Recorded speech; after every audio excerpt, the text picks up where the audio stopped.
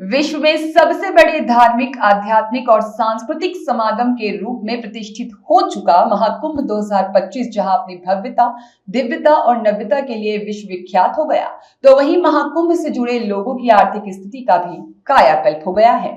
उत्तर प्रदेश के मुख्यमंत्री योगी आदित्यनाथ ने विधानसभा में जिस नाविक परिवार की चर्चा की, नाविक परिवार की संयुक्त रूप से अर्जित संपत्ति का आंकड़ा पेश किया, तो सभी की निगाहें इस परिवार की ओर उठ गई और इस परिवार के बारे में जानने की उत्सुकता भी लोगों की बढ़ने लगी।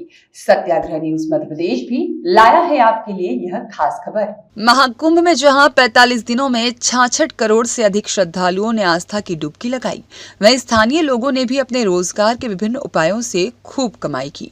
चाहे मास्क बेचने वालों की बात हो, दातून बेचने वालों की बात हो या फिर नाविकों की, सभी ने अच्छा लाभ कमाया। लेकिन इनमें से सबसे अलग कहानी एक नाविक की रही, जिसने हर किसी को अपनी ओर आकर्षित किया, जिसने 45 दिनों के भीतर 30 करोड़ रुपए कमा लिए। यूपी के मुख्यमंत्री योगी आदित्यनाथ ने विधानसभा के बजट सत्र में इस नाविक परिवार की सक्सेस स्टोरी का जिक्र किया। एक नाविक परिवार की एक सक्सेस स्टोरी यहां पे बता रहा हूं। ये नाविक परिवार जिनके पास 130 नौकाएं थी, 45 दिनों की अवधि में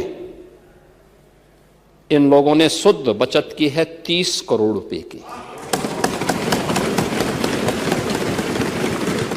यानी एक नाव ने 45 दिनों में 23 लाख रुपए की बचत की है, कमाई की है।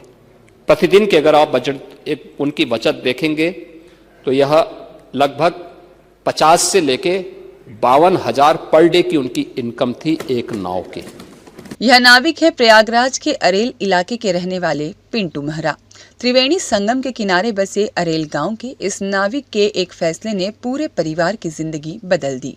जब महाकुंभ खत्म हुआ तो पिंटू करोड़पतियों की कतार में शामिल हो गए। पिंटू मेहरा का कहना है कि उसने 2019 में योगी सरकार के दिव्य और भव्य कुंभ में नाव चलाई थी। उस कुंभ के अनुभव से उन्हें अंदाजा हो गया था कि इस बार के महाकुंभ में श्रद्धालुओं की भीड़ कहीं अधिक होगी। इसी कारण उसने महाकुंभ से पहले अपने पूरे परिवार के लिए 70 नई नावें खरीदी और पहले से ही उसके 100 से अधिक सदस्यों वाले परिवार के पास 60 नाव थी।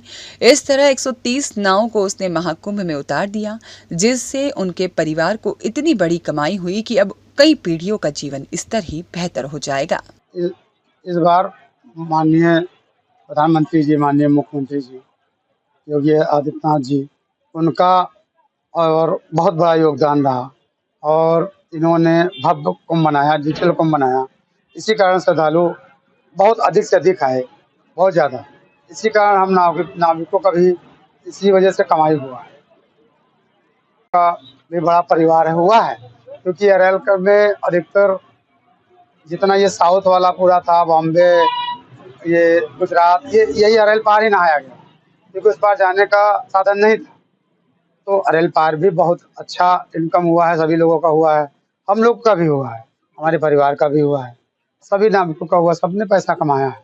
अगर रोजाना हमारे पास तो अधिक नाव था, 60-70 नाव हमारे पास था। हमारे परिवार वाले सबके पास 10-10, 20-20 नाव थे, 15 नाव, 10 नाव, 5 नाव, 100 के करीब हमारा परिवार है, बहुत बड़ा परिवार है।